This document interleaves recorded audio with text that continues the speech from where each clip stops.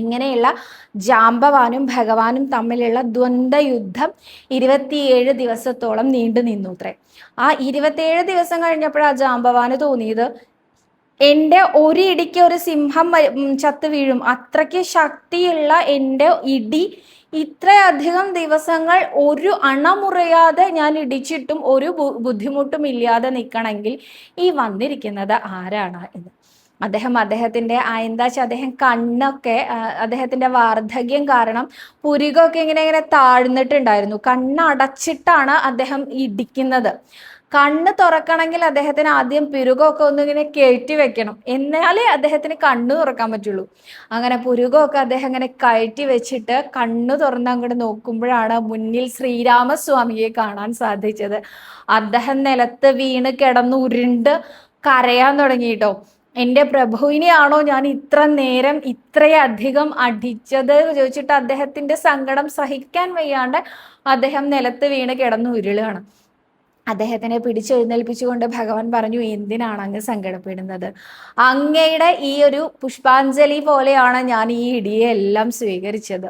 ഞാൻ പ്രസാദമായിട്ട് അങ്ങോട്ടും ഇടിച്ചുല്ലോ, അപ്പോൾ അതെന്തിനാ ആലോചിക്കണേ എന്ന് ചോദിച്ചു. എന്നാലും അങ്ങേക്ക് ഒരു വാക്ക് പറയാമായിരുന്നു, ഞാൻ ശ്രീരാമദേവനാണ് എന്ന് പറഞ്ഞിരുന്നെങ്കിൽ ഞാൻ ഇങ്ങനെ ഒരു ദുസ്സാഹസം കാണിക്കില്ലായിരുന്നു എന്നായി ജാംബവാൻ.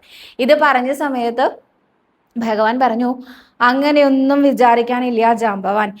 ജാംബവാന്റെ പുത്രിയെ സ്വീകരിക്കാനാണ് ഞാൻ വന്നത്. യുഗം മാറി, ത്രേതായുഗം മാറി, ദ്വാപരയുഗമായി, ശ്രീരാമൻ മാറി, ഞാൻ ശ്രീകൃഷ്ണനായി.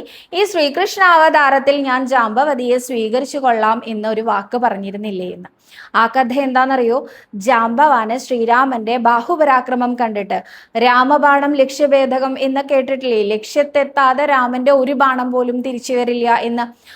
അത്രയ്ക്ക് ഷാർപ്പായിട്ടുള്ള യുദ്ധത്തിലുള്ള നിപുണത കണ്ടപ്പോൾ എൻ്റെ മകളെ വിവാഹം ചെയ്തു കൊടുക്കണം എന്നൊരാഗ്രഹം ഈ ജാംബവാന് തോന്നിയിത്രേ. ആ സമയത്ത് ജാംബവാനോട് പറഞ്ഞു ശ്രീരാമദേവൻ, ഞാൻ ഏകപത്നി വ്രതത്തിലാണ്, എനിക്കൊന്നും ചെയ്യാൻ പറ്റില്ല, സ്വീകരിക്കാൻ നിവർത്തിയില്ല.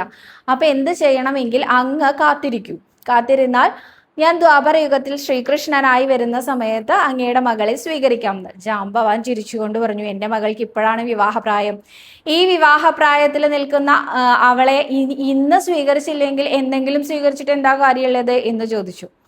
അപ്പോൾ ശ്രീരാമദേവൻ കാലം പ്രവേശിക്കാത്ത ഒരു ഗുഹയിലേക്ക് കടന്നോളാൻ പറഞ്ഞു ജാംബവാനോട്. ഈ ഗുഹയുടെ അകത്ത് താമസിച്ചോളൂ, ഇവിടെ കാലം പ്രവേശിക്കില്ല, അതുകൊണ്ട് തന്നെ മകൾക്ക് ഇപ്പോൾ എത്രയാണോ വയസ്സ് അതേ വയസ്സിൽ തന്നെ ഉണ്ടാവും എന്ന് പറഞ്ഞു. അങ്ങനെയാണത്രേ ജാംബവാൻ ആ ഒരു ഗുഹാപ്രവേശം ചെയ്തത്.